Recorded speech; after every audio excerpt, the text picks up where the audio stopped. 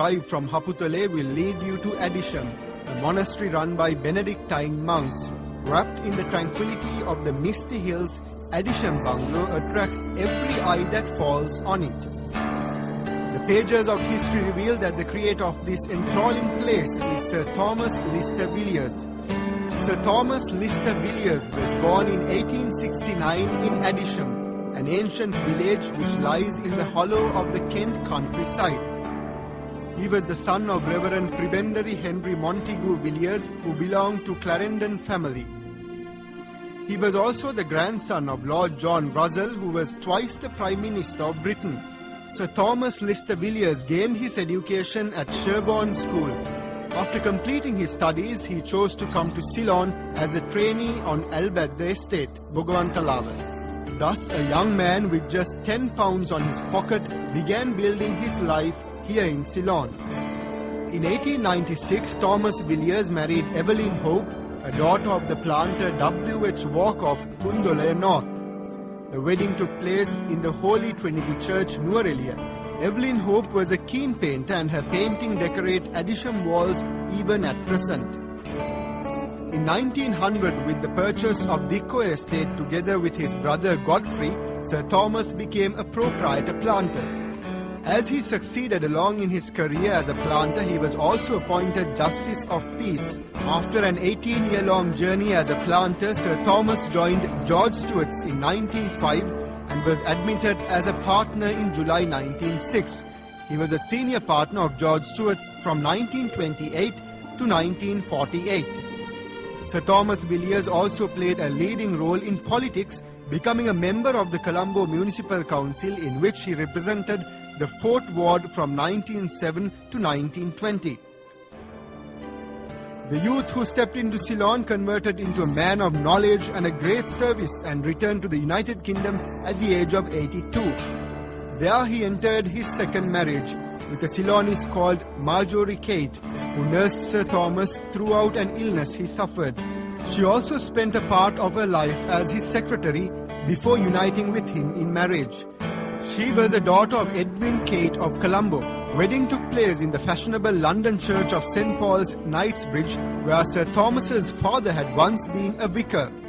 Sir Thomas was always aware of his responsibilities and thus was in touch with the directors of George Stewart's until his very last days. In the late 50s, Sir Thomas wrote a letter to the Wages Commission mentioning that it was very necessary to introduce weekly wages in Ceylon. After enjoying a healthy and a vigorous life, Sir Thomas Villiers passed away on December 21st in 1959. The funeral service took place at St. Paul's, Knightsbridge, while the cremation was held at Pewlery Vale. Lady Villiers also died in London in 1964 at the age of 60. The Villiers' presence in Ceylon concluded, but their pleasant memories and the life story is carved in every stone that holds up in the Adisham Bungalow in Haputale. It was while he was chairman of George Stewart's that Sir Thomas commenced building his dream home in the country. He selected a peaceful site at Haputale, surrounded by beautiful forest called Thangamalai, which means golden hills. The piece of land was alienated because of its 5,000 feet elevation. Yet it was not a barrier for Sir Thomas. A road was cut through the forest to pave the way to reach the land, which commanded views across hills and valleys and the highest mountain ranges of Ceylon.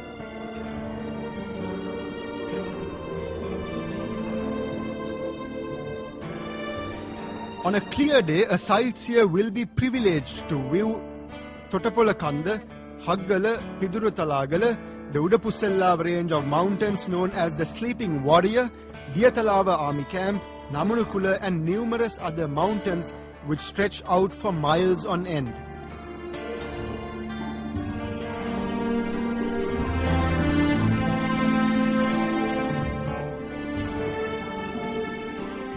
The building and garden are on 10 acres on land which formed a part of the forest reserve.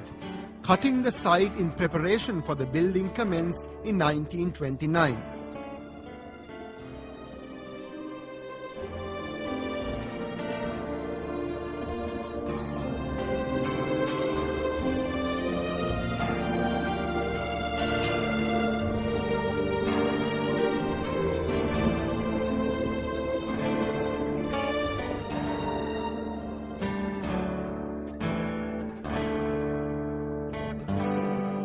The house was designed in the Tudor style on the lines of Leeds Castle in Kent.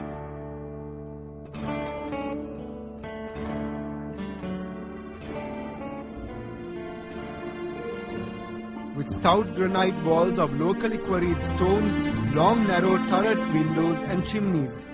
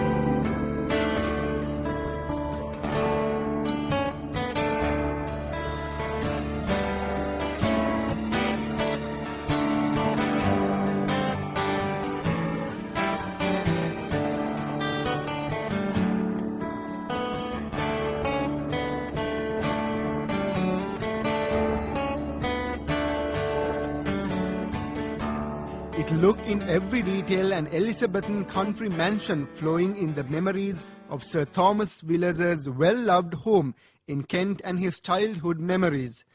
The house gave an onlooker a sense of solidity, permanence and stability.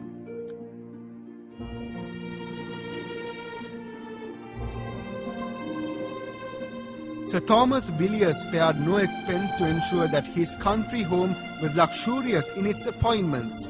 The roof was covered with flat Burma teak shingles. The doors, windows, panelling, staircase and floors were also of Burma teak.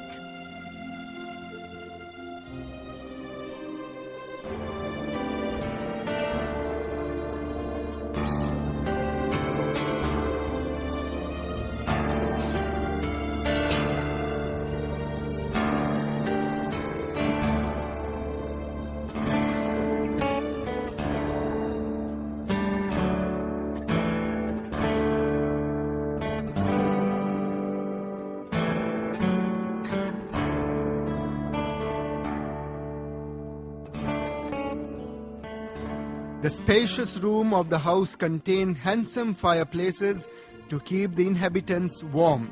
The wind turbines fixed on the roof sent cold wind down to the fireplaces, amazingly heating up the room.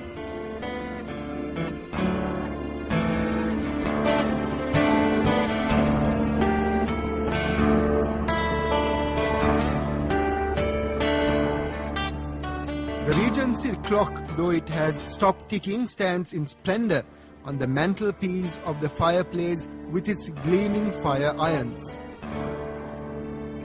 These steps pave the way to elaborate pillared landing on the main staircase adorned by portraits of his relatives, the Clarendons and the Dukes of Bedford.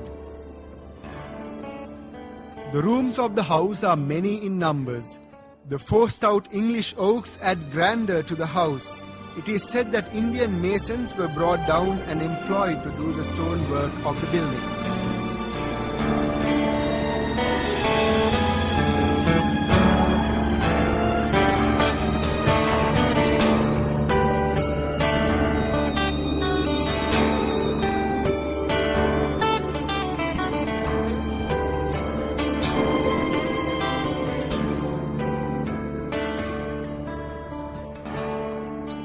The rooms of the house are many in numbers.